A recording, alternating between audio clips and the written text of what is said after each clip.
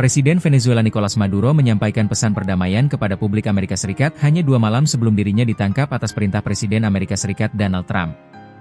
Pesan tersebut disampaikan Maduro saat ia berkeliling ibu kota Caracas menggunakan mobil pada malam tahun baru, dalam sebuah tur yang disiarkan ke publik.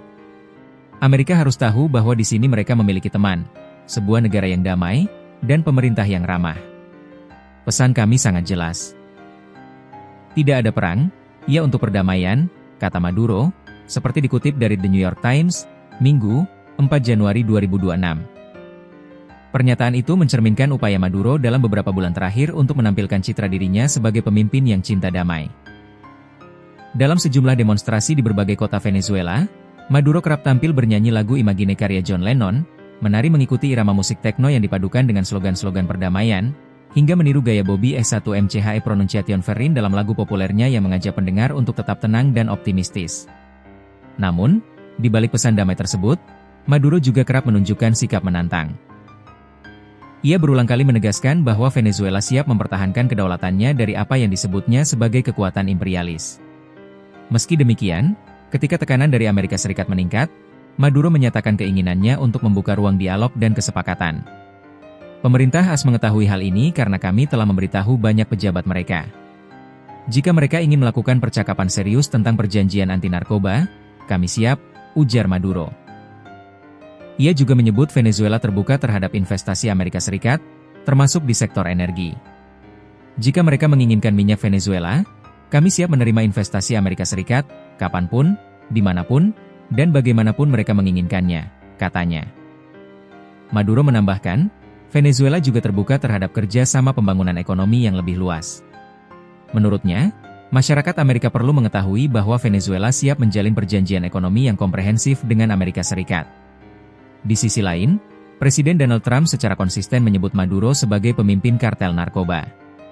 Pada Sabtu, 3 Januari 2026, Jaksa Federal Amerika Serikat mendakwa Maduro dan istrinya, Cilia Flores, dengan tuduhan terorisme narkoba serta konspirasi untuk mengimpor kokain ke Amerika Serikat.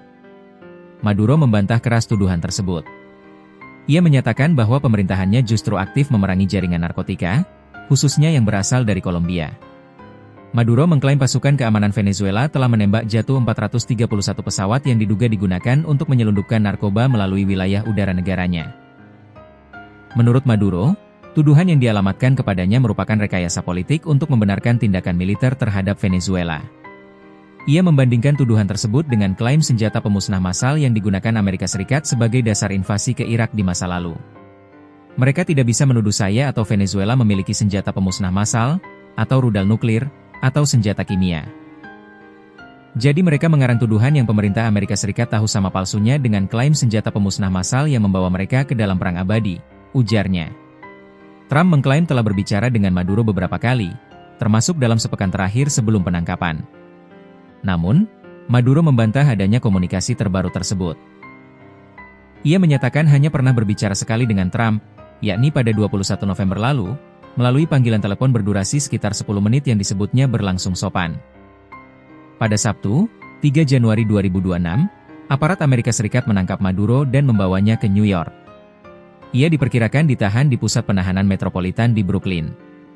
Penangkapan tersebut dilaporkan melibatkan pengerahan pasukan elit Delta Force, unit misi khusus militer AS. Maduro dan istrinya disebut dibawa menggunakan kapal sebelum dipindahkan ke pesawat yang kemudian mendarat di Pangkalan Garda Nasional Udara Stewart, New York. Hingga kini, pihak Venezuela mengecam penangkapan tersebut sebagai tindakan ilegal dan menyebutnya sebagai penculikan. Penangkapan Maduro terjadi di tengah rencana pribadinya menyambut tahun 2026. Dalam jam-jam terakhir tahun 2025, Maduro menyampaikan pidato yang menyebut tahun baru sebagai tahun tantangan besar bagi Venezuela. Untuk tahun 2026, tahun yang saya sebut tahun tantangan besar, kita akan mengatasi kekacauan dan kesulitan, dan terus memperkuat Venezuela sebagai negara yang damai, kata Maduro saat itu. Kini, pesan perdamaian tersebut kontras dengan situasi yang dihadapinya, setelah ia harus menjalani proses hukum di Amerika Serikat, sementara masa depan kepemimpinannya di Venezuela berada dalam ketidakpastian.